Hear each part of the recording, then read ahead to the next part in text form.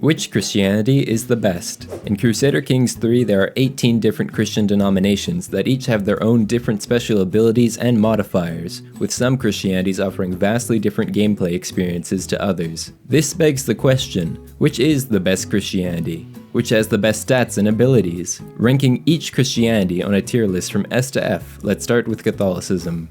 Also to note, I'm only going to be ranking base game Christianities, not custom religions, as custom Christianities are by far the strongest, as you can simply pick all the most overpowered tenets. Alright, let's begin. Catholicism goes in A tier for several reasons. The first is the armed pilgrimages tenet. This tenet allows your head of faith to declare great holy wars and offers a discount on piety to declaring your own holy wars. Next, communion is good because it means that followers of the religion can pay gold to their head of faith in exchange for piety. What this means is that the head of faith will always be very wealthy, which is good because you can ask your head of faith for gold. Asking your head of faith for gold can give you tons of money to do things like develop your lands and hire mercenaries for your wars. Monasticism is also good as it means you can ask your children to become monks, thus disinheriting them, and since some of them are bound to be failures, this is a necessity. The drawbacks of Catholicism are that you have no control over who your realm priest is, so if they very much dislike you, you have to spend a ton of money or time trying to get them to like you. As well, you have no control over your church holdings, which means the church will be taking a pretty penny off of your lands. Additionally, divorces must be approved by the Pope, so if the Pope doesn't like you, you're gonna have to pull a Henry VIII. Next up, in B tier, is Adoptionism. Literalism is very good, as it makes the top tiers of the learning education virtues, as well as making scholar virtuous. Extra piety is always nice. Religious law is also good as it allows you to easily steal titles from your vassals. Communion is strong as I've said, but unfortunately Adoptionism does not begin with a head of faith, so it's useless until you're able to establish one. Next, also in B tier, we've got Waldensianism. Iconism is an extremely good tenet. It gives you faith for destroying artifacts, as well as offers a negative 33% discount on building temples, which is even more powerful because it has the lay clergy law. Lay clergy means that you are directly in control of your temple holdings if you want to be, which is excellent as it means you get to pocket the money that people are paying tithe to. Mendicant preachers is good as it allows your religion to spread fast. Vows of poverty is also good, but if you take these vows as a greedy person, you will likely die of stress. A major drawback of this religion is that pilgrimages are not allowed.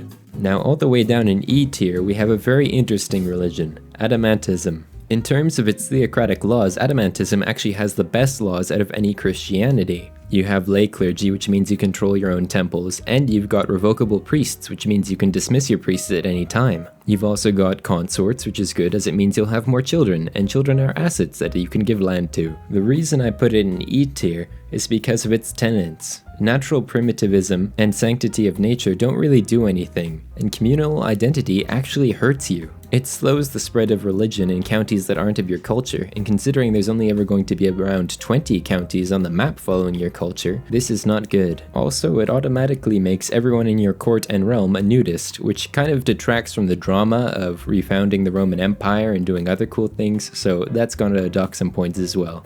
Next is Coptic, in B tier. Alexandrian Catechism is one of, if not the best religious tenet in the game, as it gives a whopping 20% lifestyle experience to the learning tree. Lifestyle experience is one of the most important aspects of Crusader Kings 3, so this is a very important tenet. Monasticism is also good, as discussed before, but unfortunately the Coptic faith also has communal identity, which is why I give it a B instead of an A. Now, down in F tier, we have Krstjani. As discussed, monasticism and mendicant preachers are both good tenets. However, the thing that makes this religion so terrible is the pastoral isolation tenet. It gives you negative 10% monthly development, which is awful as development is directly tied to the technological as well as economic progress of your realm. Whereas other bad traits like communal identity simply slow you down, this one is actively hurting you all the time.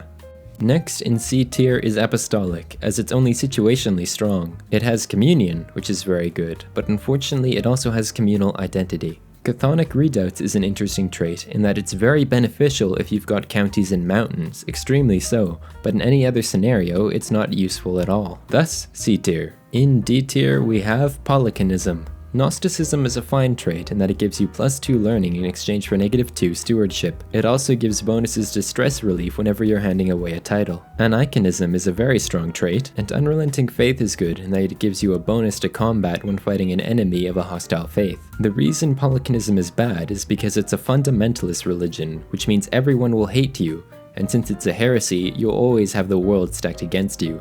Pilgrimages are also forbidden, so getting piety to actually spread the religion through holy wars is going to be pretty tough. If you're good at combat and have a lot of artifacts that you can burn in exchange for piety, then this might be a faith you can go with.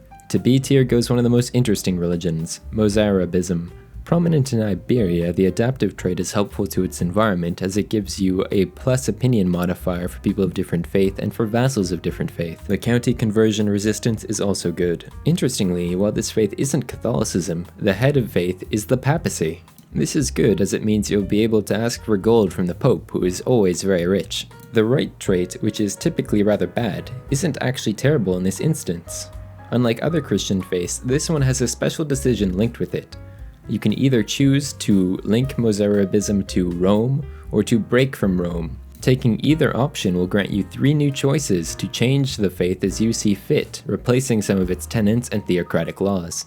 While I think base Mozarabism is definitely a B, once you reformed it, I think it deserves an A. Joining E tier, we find Insularism. While monasticism is nice and vows of poverty are fine, right in this instance is actually quite bad. Unlike with Mozarabism, you can't actually reform this faith. Your head of faith is the papacy, which is nice as you can ask your head of faith for gold, but unfortunately you'll never be able to participate in great holy wars. Conversos also goes in E tier, as it's pretty similar to Insularism, except for it's got communal identity and Jewish syncretism. While the communion trait is nice, it's made rather redundant by the fact that the Pope is also its head of faith, so you don't need the option to pay money to the Pope, as you can always ask a head of faith for gold. And again to E tier is Nestorianism. While the Eastern syncretism trait is fun from a roleplay perspective, as you can be a Christian in the East without people constantly hating you, it's not actually a very strong trait.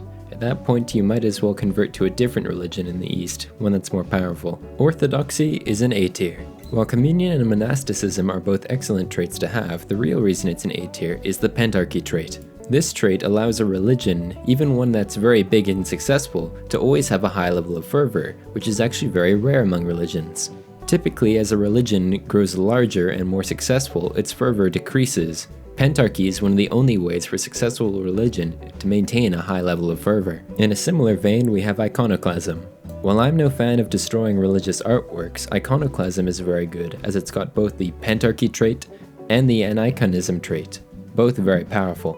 Considering this heresy mostly appears among the Greek culture in the Byzantine Empire, there's a really powerful synergy that you can achieve. Greek characters gain renown for constructing temples, and aniconism gives a discount both to constructing temples in terms of money as well as time. Thus, this can be a really fast way for your dynasty to farm renown. Bogomilism goes in D tier. It has lay clergy, which is very nice. At first glance, the pacifism trait may seem bad as it stops you from declaring holy wars, but it gives you an extra domain limit, which in the early game can be huge. I don't think that Gnosticism pairs well with pacifism, however. If you wanted the extra domain limit, then you're probably going down a stewardship lifestyle focus. But Gnosticism takes away 2 of your stewardship. Mendicant preachers is nice though. And our second faith in F tier is Catharism. Catharism is basically just a worse Bogomilism.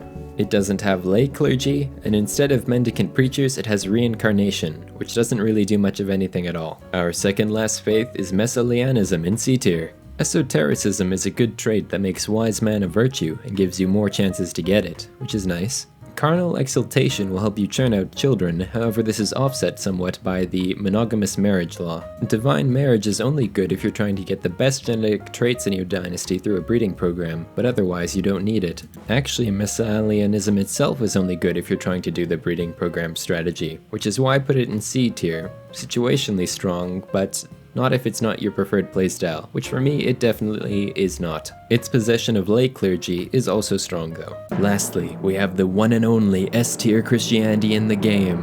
It's Lollardy. It's got aniconism, literalism, pacifism, and lay clergy. Strong traits on their own that together form something amazing. Temples produce a ton of revenue, and being able to build them quickly, and then to own them, and to have extra domain limit for them is amazing. You'll be making tons of money. More money than God. Literalism plus artifact sacrifice is a great way to earn piety, and since you'll always be wanting to make a custom religion anyway, this is the perfect stepping stone religion. A great way to pump out a ton of temples really fast and to get a lot of piety before you make the religion you actually want. While this isn't the best religion for a wide playthrough, I think that ultimately having tons of money just makes you unstoppable in Crusader Kings 3, so I have to rate this money-making machine of a religion as the S-tier Christianity.